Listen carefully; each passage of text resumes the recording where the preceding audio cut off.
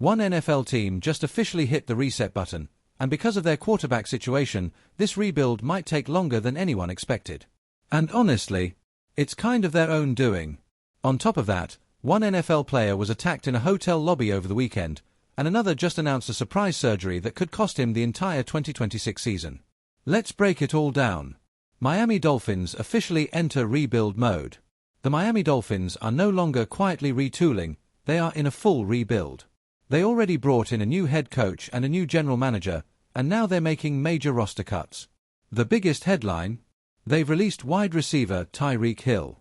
This move frees up $22.8 million in cap space, and while it might seem shocking on the surface, the writing was on the wall. Hill is recovering from a severe knee injury, a dislocated knee with multiple torn ligaments, including his ACL. He's also about to turn 32 years old. That combination alone makes things complicated. His 2024 season was underwhelming by his standards, fewer than 1,000 receiving yards despite playing all 17 games. Injuries and Tua Tagovailoa missing time certainly played a role, but after the devastating injury last season, it's fair to question whether we'll ever see the 1,700-yard, 100-catch version of Tyreek again like we saw in 2022 and 2023. And here's where it gets more concerning. Hill went live on Twitch and revealed he still needs another surgery, this time on his LCL. Initially, reports suggested only one procedure would be required. Now, his recovery timeline just got longer. He says he plans to be ready for Week 1 of 2026, but needing another surgery will absolutely make teams cautious. His agent, Drew Rosenhaus, even admitted there's still a long road ahead. At this point, Hill feels more like a potential late-season signing for a contender, similar to how teams sometimes bring in veterans after injuries hit, rather than someone who signs immediately. And that's before mentioning the off-field allegations the NFL is currently reviewing. He hasn't been charged with anything, but the league could still discipline him depending on what they find. Bottom line, there's a lot working against Tyreek Hill right now. More Dolphins cap casualties. Hill wasn't the only move. The Dolphins also released edge rusher Bradley Chubb. He's turning 30 and has torn the ACL in both knees during his career. After missing all of 2024, he returned in 2025 with 8.5 sacks and 2 forced fumbles. The issue? A $31 million cap hit in 2026. A post-June 1 designation would save Miami roughly $20 million while carrying about $11 million in dead money, and that feels like the likely route. On top of that, Miami also cut Nick Westbrook-Akine and guard James Daniels. In total, these moves clear nearly $67 million, with over $56 million in cap savings for 2026. And here's where things get really interesting. The Dolphins are now cap compliant and have positioned themselves to potentially move on from Tua Tagovailoa. Reports indicate they would prefer to trade him, but the problem is the $54 million guaranteed in 2026. If no trade partner emerges, Miami could release him with a post-June 1 designation and spread the massive $99.2 million dead cap hit over 2 seasons. That would surpass what the Broncos absorbed when they moved on from Russell Wilson. If that happens, Miami would need a quarterback, fast. One intriguing possibility: Malik Willis. The new GM and head coach both have Green Bay ties, and Willis is projected to command around $10 to $15 million per year.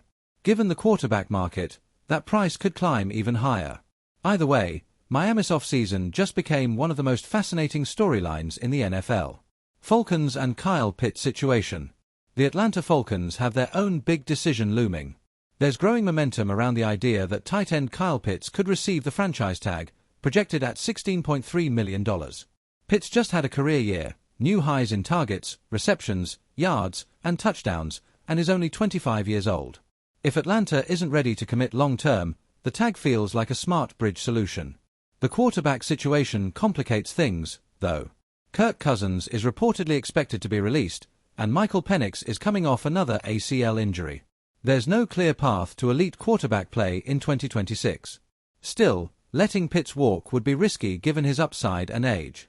Raiders youth movement. In Las Vegas, the Raiders are going young. Clint Kubiak has assembled a new staff, promoting Rob Leonard to defensive coordinator and hiring Andrew Janocko as offensive coordinator. Joe DeCamillis will handle special teams. Compared to last year's veteran-heavy leadership group, including Pete Carroll and Chip Kelly, this is a clear philosophical shift toward youth. Kubiak is 38. His coordinators are in their late 30s. And if they draft Fernando Mendoza, their quarterback would be just 22 years old. It's a full youth movement after a disastrous 2025 season. Seahawks and Browns coaching changes. The Seahawks responded by hiring 49ers tight ends coach and run game coordinator Brian Fleury as their new offensive coordinator. He comes from the Shanahan coaching tree, bringing valuable experience from San Francisco system. Meanwhile, the Browns hired Mike Ruttenberg as their new defensive coordinator after Jim Schwartz departed under tense circumstances. Ruttenberg has worked under respected defensive minds like Robert Saleh and Jeff Ulbrich.